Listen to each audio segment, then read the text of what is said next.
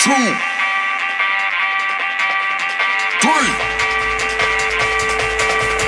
1, 2, 3. Let's go.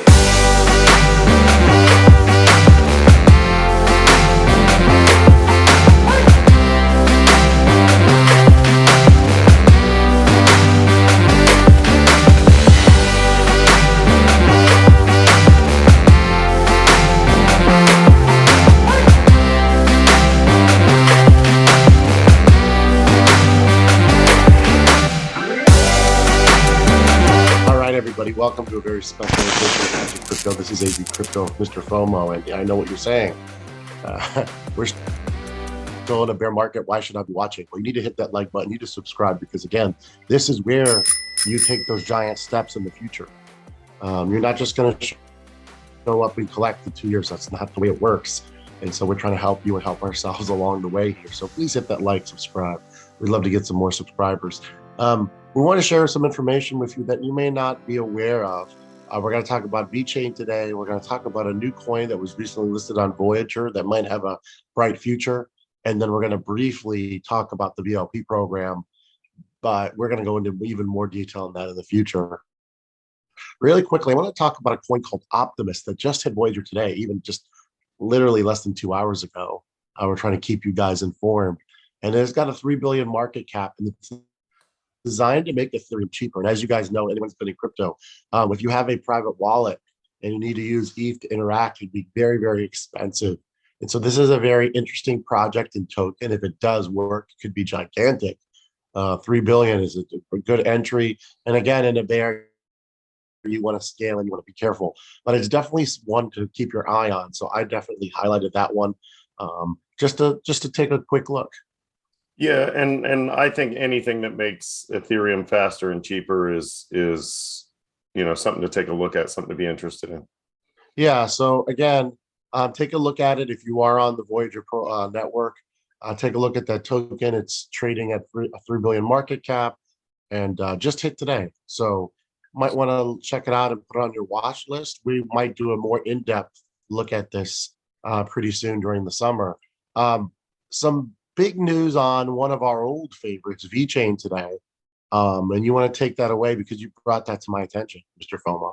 Now, VeChain has a big partnership with the UFC. And, this is one of those things that is exciting in crypto because it brings blockchain to the masses. I mean, I'd say probably, 25% of the population is into ultimate fighting and in some form or fashion, and to get blockchain in front of their faces, just like basketball and baseball. And, unfortunately in baseball, they had the failed experiment with Terra Luna and the Washington Nationals. But just getting those names out there in front of people's faces, I think goes a long way for blockchain and crypto and digital assets.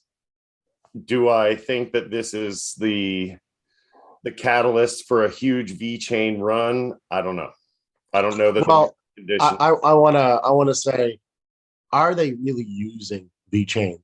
Is that's the question. And then not only that, is it tied to tokenomics? Because if the answer to both of those are not yes, then this is all kind of smoke and mirrors, and we want to be honest with our audience. And during a bear, it's really hard to get a huge run with news like this. If this was a bull run, you would have seen VeChain spike today, but a couple days you would have seen it dump. So, and we've gotten excited about VeChain and their partnerships before. I mean, Sonny Liu he's the former CIO of Louis Vuitton, and they had these great partnerships with like Mercedes-Benz and Walmart China, McDonald's China.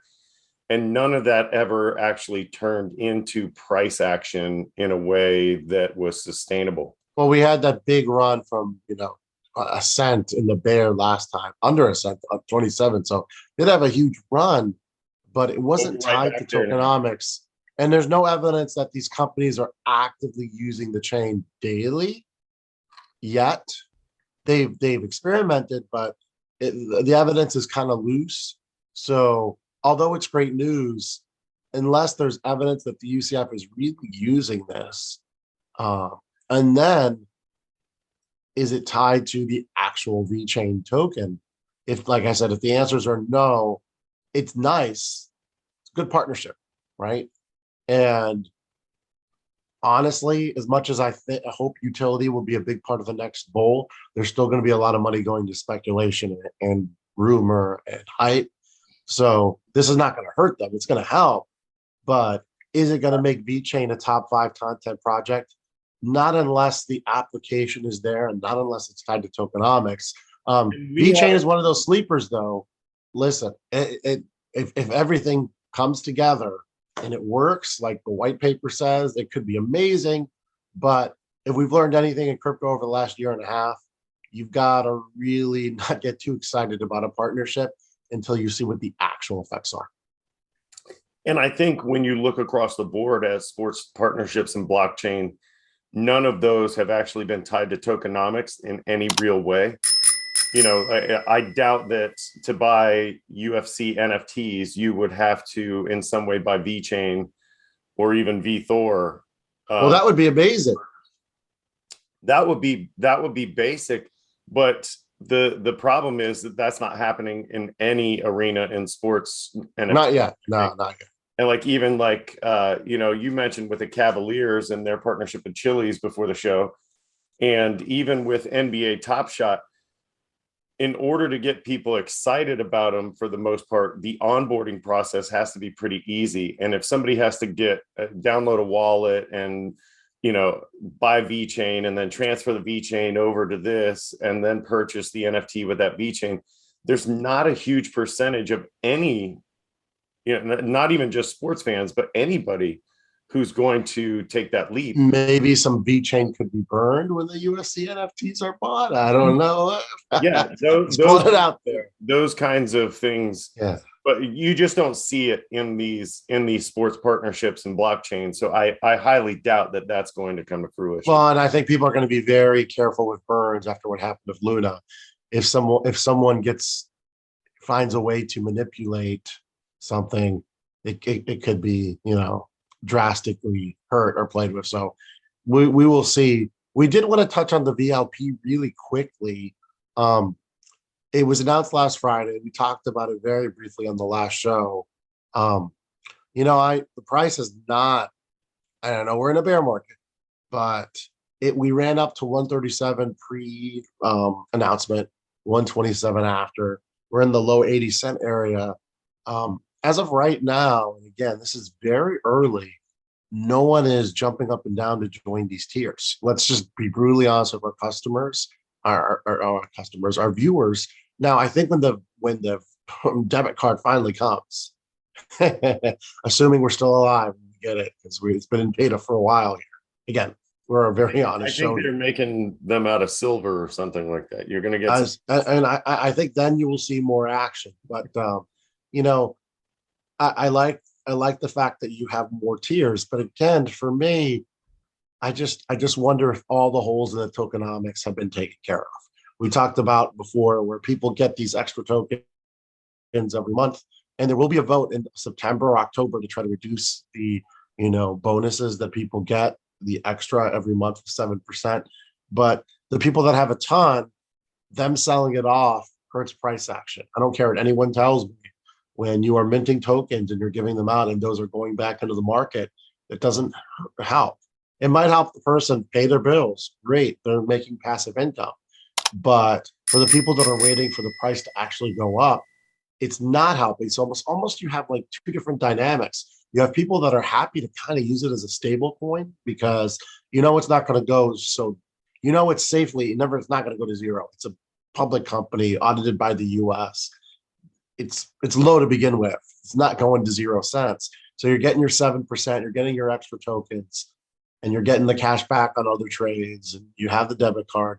But at the same time, now for it to hit 20, 30, 40, 50 in the next bull run, it's going to take a lot. We're not going from $2 or $3. We're going from under $1. So that's my concern.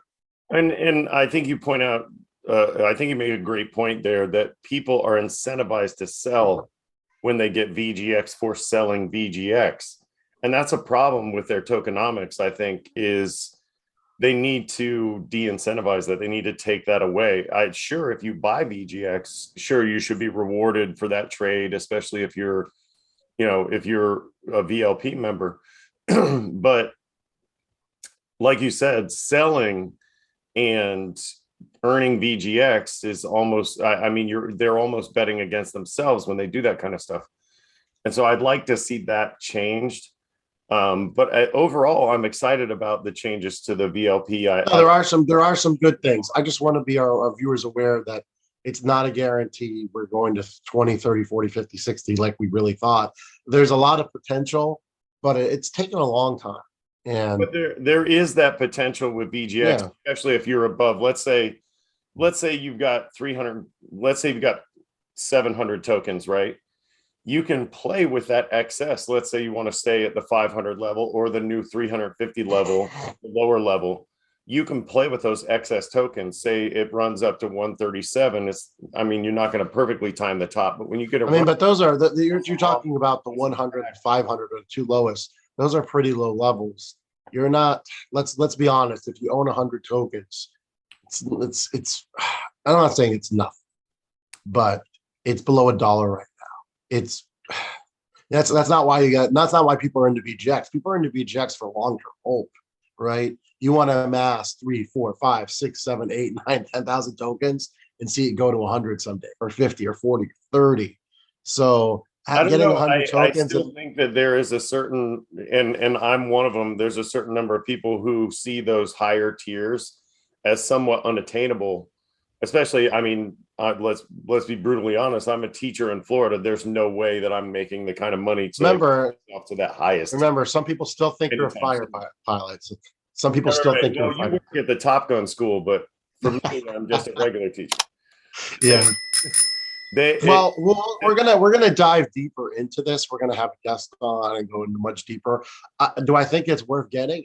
Absolutely. Yeah. But I don't know.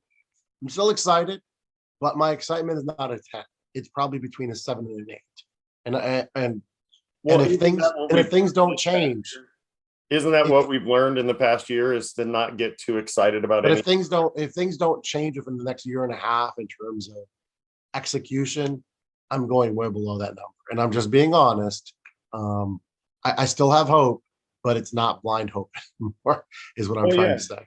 And we've become more informed when you run through things like the Luna tragedy, or whatever you want to call it. Disaster. Yeah. Right. You've got, now you become more cynical. We were very idealistic about this when it started, but I think that's what makes, this information that we're getting out important, is that our viewers can learn from those mistakes.